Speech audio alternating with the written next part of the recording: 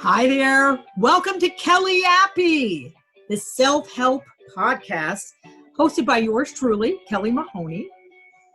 Today, I am going to guide you through the wonderful world of self-help. That's right, I am a self-professed screwball. In my search to find what the heck is wrong with me, I have read about every single self-help book you could ever imagine. So do you relate? Are you a self-professed screwball too? Well, you're in the right place. So join me on this journey for the next half hour, and let's go to a good session of Kellyapy.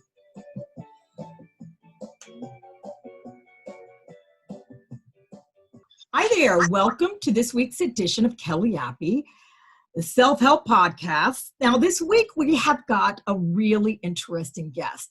This week we're going to talk recovery. I've been in recovery. I'll be coming up on actually 23 years in a couple of weeks, one day at a time. It's hard to believe, I couldn't even get a day, and now here we are. And on my road to recovery, I've met some really interesting people, and I thought it would be really cool to bring them into the podcast so they could share some of their experience, strength, and hope with others that might be kind of wondering, okay, what do I do now? Where I'm in trouble. I need help. Where do I go? What do I do? And so this person I'm going to bring to our show today, her name is Melissa, and we're just gonna call her Melissa because that is her name. We're not going to say the last name, just to keep it anonymous.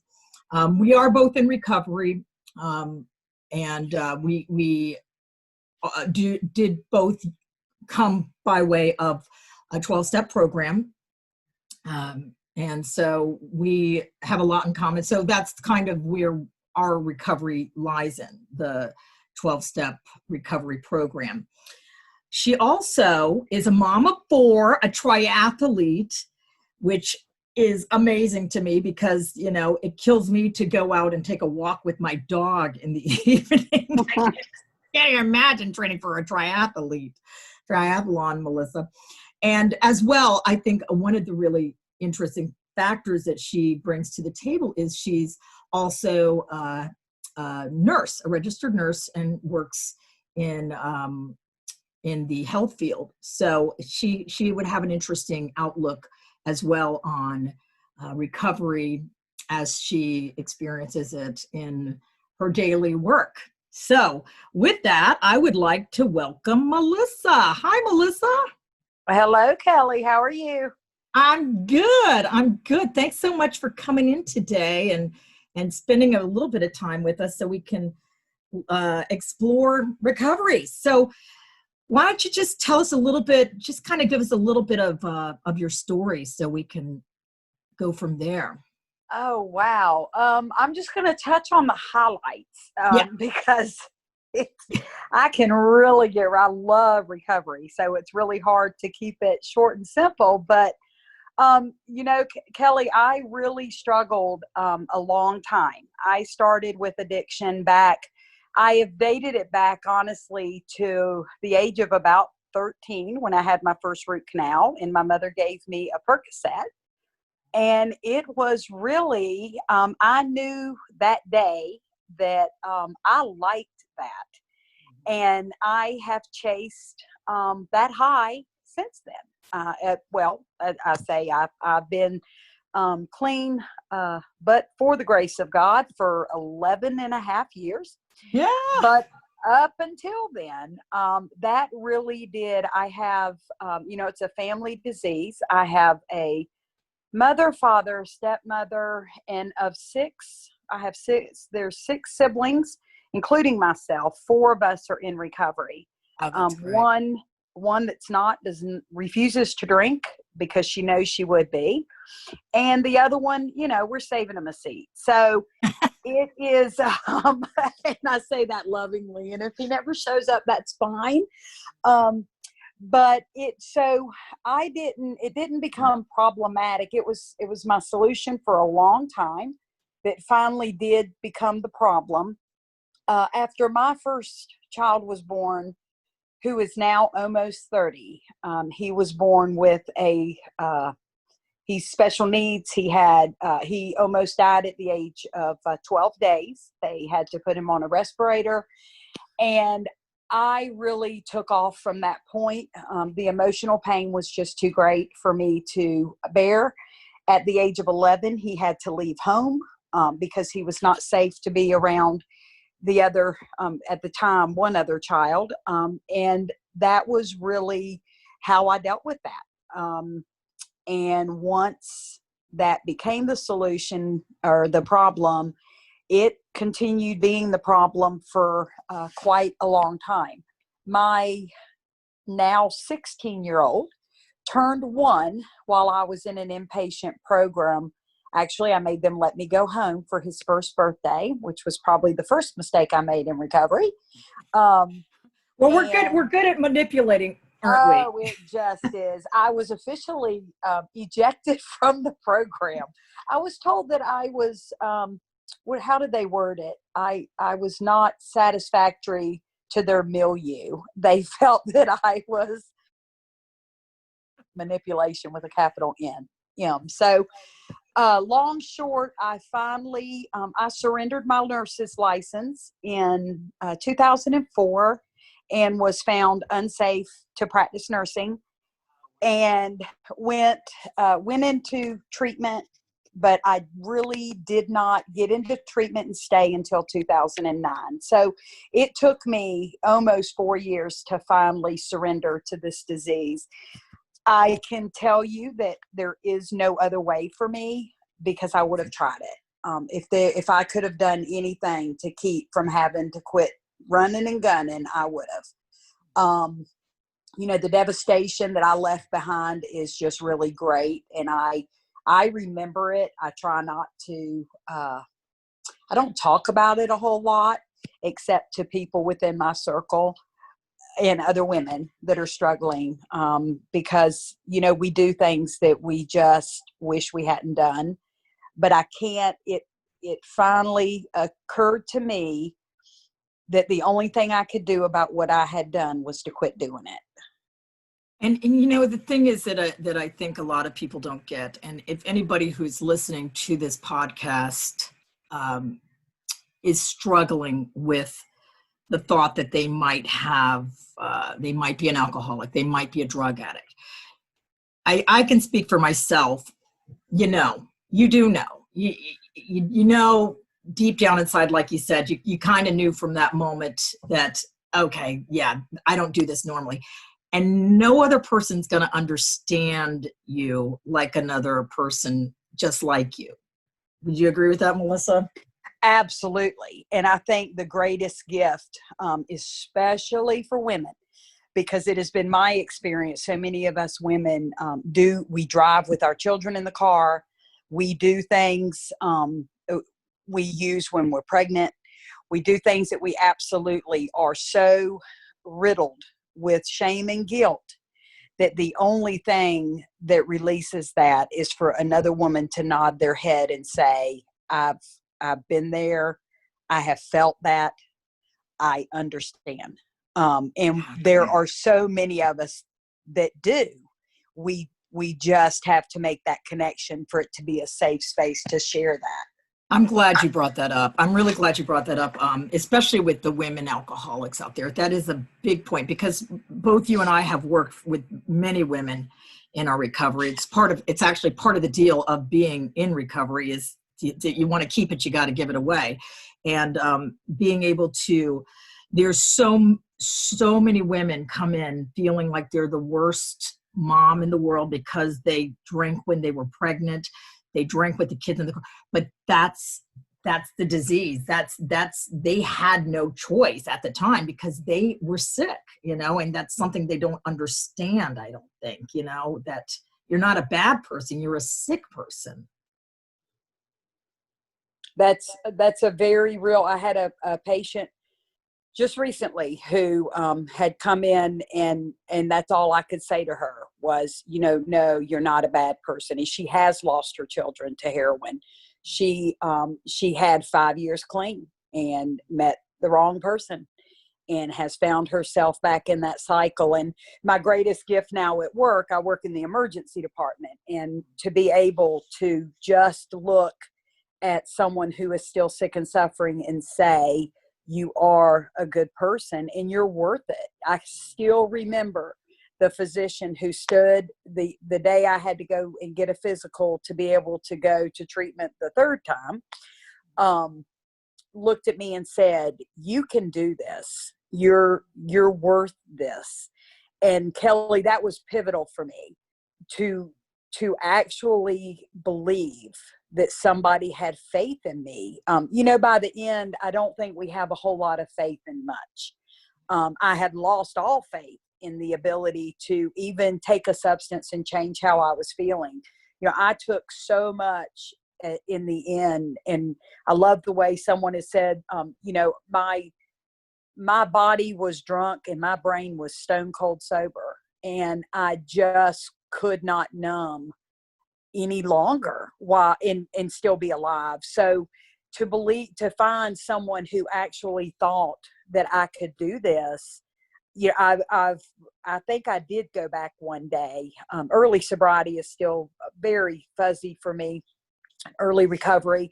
I did let that doctor know just how pivotal that was in my recovery. And I lived by those words for a long time until I could get into the 12-step programs you spoke of and hear it from other women. Isn't that something though? You never know what you're saying, if it's going to, it's that one thing that one person needed to hear at that one time to save their life. You just don't know. I mean, even with this podcast today, Melissa, maybe that is something that somebody needed to hear today. You're worth it. You can do this. You will get this. You just don't know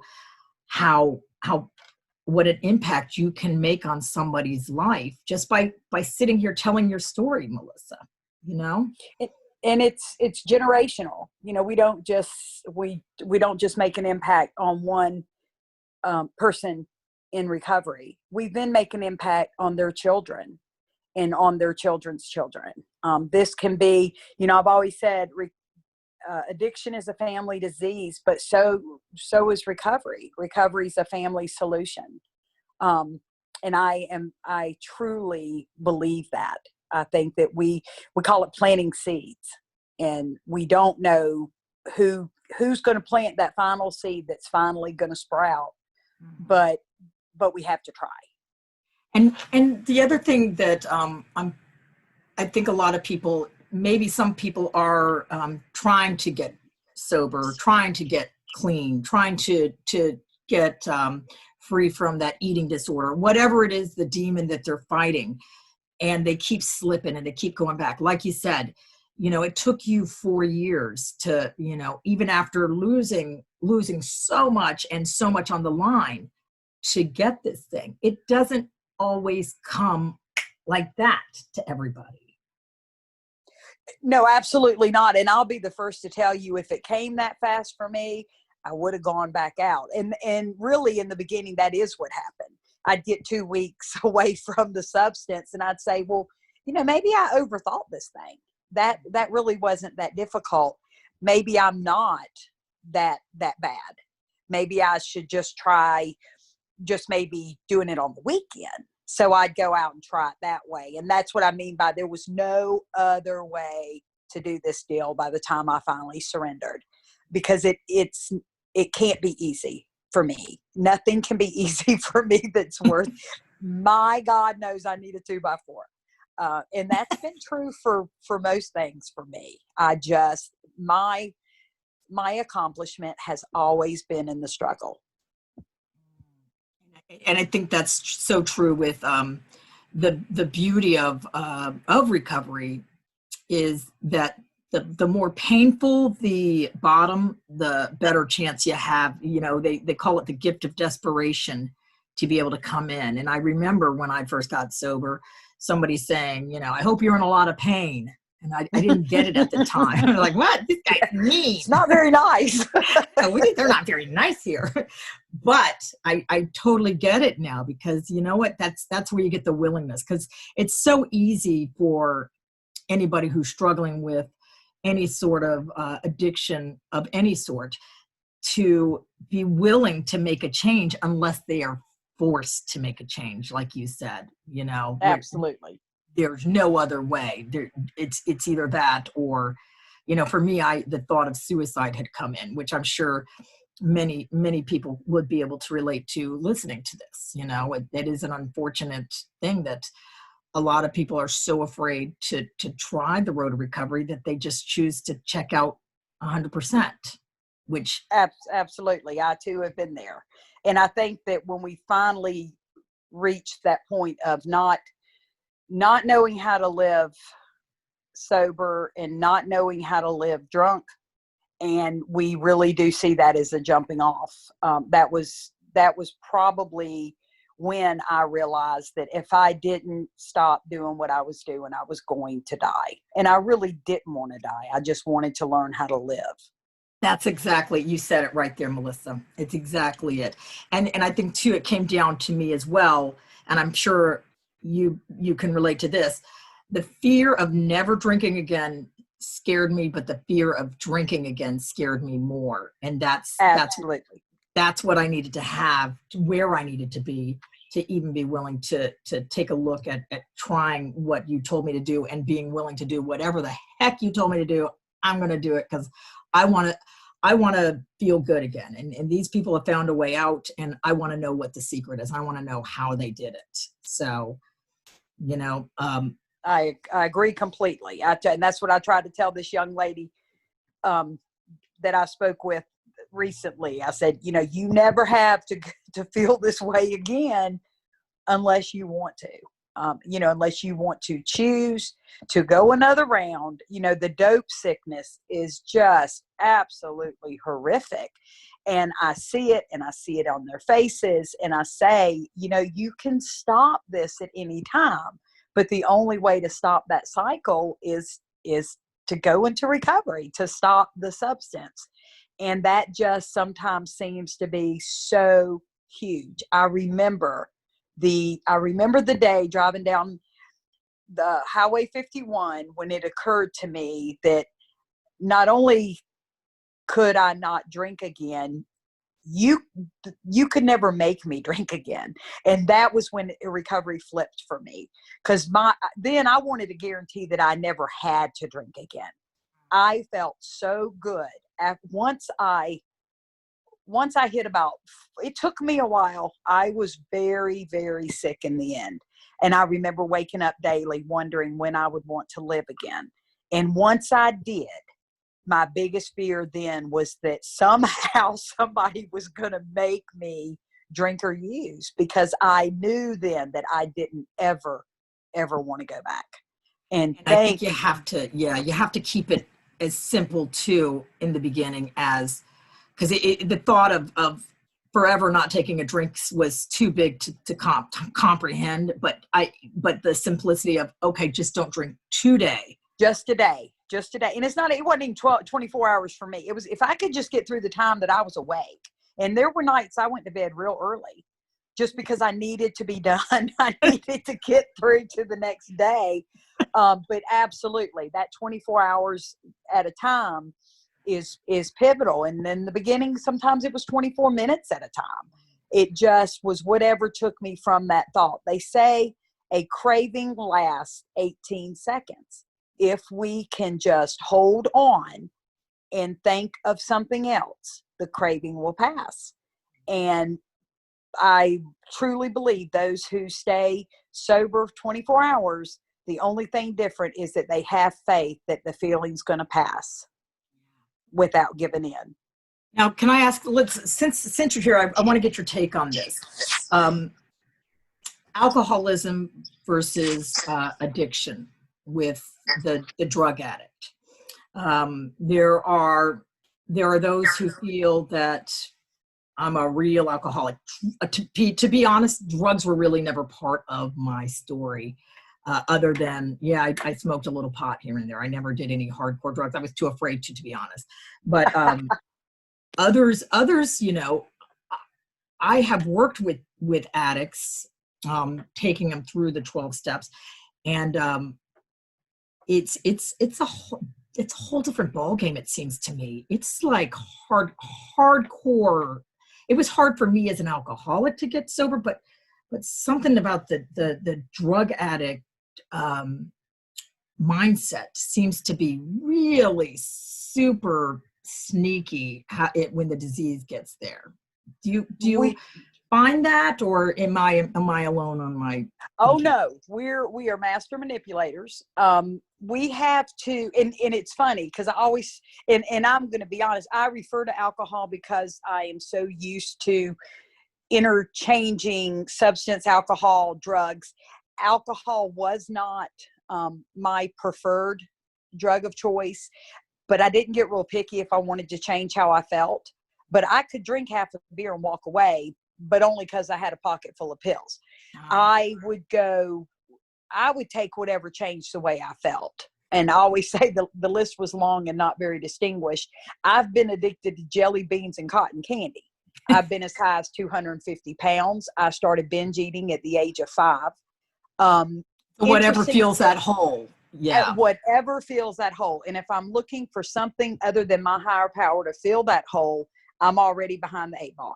I have a very, very large number of women that are in recovery have eating disorders as well, or have body image disorders. That just seems to be one of our entry level addictions. Many have shopping, sex. If we're looking for anything outside of ourselves to be okay with the inside of ourselves, we are subject to take on any of those things. Working with, in fact, I have women that will call me and say, listen, this young lady has come in, love her to death. I can do nothing for her. She is a pillhead and I know nothing about addiction. And the fact is it's a different level. It's what we lay on the line is greater. We can't go to an ABC store and load up a cart, which was what saved my life, really. If I had been a hardcore alcoholic, I don't know if I could have stopped. If I could walk into a store and say, hand me 90 hydrocodone, and they would, it would have been really, really hard. So part of my gift was my drug of choice was not easy to come by. That being said, the level of desperation to get the drugs can take us to places that just eat away at our soul. Many women in recovery do things that they would ordinarily never do for the sake of getting the drugs. So it is it's a very, I find we're really good manipulators. And in fact, I was such a good manipulator, I didn't know that's what it was. I remember the night another lady was working with me on some of the steps from one of the 12-step programs. And she just looked at me and said, do you not realize that this is manipulation? And I was like, then that's all I know. I absolutely operated from a manipulative standpoint, and not only in addiction. I'd manipulated all my life. It's a self-protective mechanism for me, if you will. Yeah, I think with a lot of addicts, it is. My sponsor told me that because we were talking about that, and she explained it to me like this. She said, "Okay, so if you have an alcoholic and a drug addict, and you lose $10, they steal $10 from you, and the alcoholic will eventually feel so guilty that they will not only give you the $10 back, but they will pay you an extra $10 for causing such a hard time. Whereas the drug addict will help you look for it." Absolutely, in a heartbeat. And you know a drug addict's lying because their lips are moving. we, in active addiction, we are not an easy bunch to deal with. That is for sure. One thing I do want to drive home, though, is whether you're, I mean, nowadays, whether you're an alcoholic, drug addict, food addict, sex addict, whatever you have going on, it, we're all the same. We're all the same in that we are, like we were talking about, trying to fill that hole in the soul that we have. And I think one of the beauties of the 12-step program is it is a spiritual program, and that you do find the solution through a higher power, which I choose to call God. But you can have whatever higher power you choose to have. Somebody has a Neil Diamond as their higher power, you know, whatever as you long want. as it's not me. Exactly. So we're running out of time here, which I could talk to you forever, and I'll probably have you back on eventually, because there's just so much to talk to you about, Melissa. And I'm so glad you took time out of your day to sit down and have this talk on recovery with me, and hopefully it'll help someone out there struggling. What is your message of hope to the struggling addict out there that you would like to leave with? Oh, wow. Hope is such a big thing. And I think that hope is everywhere. I think hope is a choice. I really do. I think that if we truly get to the point where what we're doing is no longer working and we're willing to risk doing something different, it is never too late. This disease almost took me out at least 3 times. And the third time, it would have been okay. And that's the heartbreaking part, is when we get that sick, we don't really care, but we really do. We just have lost the ability. We've lost all hope, and we've lost the awareness that that's no longer what we even want. So my hope, my message of hope is it's absolutely never too late. To look back at where I've been. I was arrested. I lost my career. I didn't lose custody of my children, and that was just because my ex-husband was afraid of me. I didn't have my children in my home when I finally surrendered. I could not have been in a worse place. And today the comparison isn't even, I was a different person. It just was not even a life that I can relate to now, except for to always remember. I'm told if I don't remember, I am subject to go back, which I don't even go there in my head. So, my hope is that it's just never too late. As long as you're still breathing, and as long as you still have the ability to want something different, it's out there.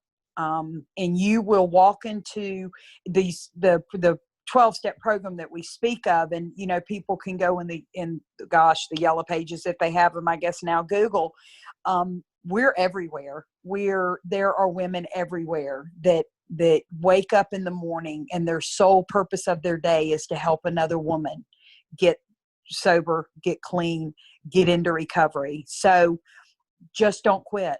If what you're doing is not working, if you're tired of what you're doing, we always say, if you're sick and tired of being sick and tired, if you keep doing what you keep doing, you're going to keep getting what you keep getting. So if you're ready to get something different, it's never too late. Just come on and join us on this wonderful, wonderful road of recovery. Is it easy? No. Is it simple? Absolutely. There you go. And that's awesome. I like to end the podcast with a final either meditation or prayer or some sort of positive feeling to leave us with. And this one I'm going to read, and I'm sure you are very familiar with this, and just like me, and it's brought a lot of hope and help to a lot of people in recovery. It's the 11th step prayer, also known as the prayer of St. Francis. But it embodies, I think, everything about where the recovery journey will take you. So I'm just going to read this and then we'll take us out. So, Lord, make me a channel of thy peace, that where there is hatred, I may bring love, that where there is wrong, I may bring the spirit of forgiveness, that where there is discord, I may bring harmony, that where there is error, I may bring truth, that where there is doubt, I may bring faith, that where there is despair, I may bring hope, that where there are shadows, I may bring light, that where there is sadness, I may bring joy. Lord, grant that I may seek rather to comfort than to be comforted, to understand than to be understood, to love than to be loved. For it is by self-forgetting that one finds, it is by forgiving that one is forgiven, it is by dying that one awakens to eternal life. Amen. Thanks again, Amen. Melissa, so much for coming on and spending this 20 to 30 minutes with us, talking and sharing your beautiful story and message of recovery. Well, thank you for asking me. You're wonderful. And I love being on this journey with you, Kelly. Too. So thanks again. Please, please, please keep checking in with us for the Kellyapy podcast. If you enjoyed it, subscribe. We'll be doing this every week. And also check out Monday Messages. Have you had a chance to check out the Monday Messages yet, Melissa? No, but I am going to do it. Now you're on the spot.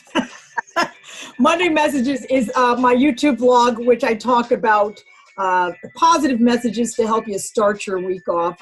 Usually they're based in recovery because that's all I know. So once again, thanks again. Have a wonderful week, and we will see you next week for Kellyapy.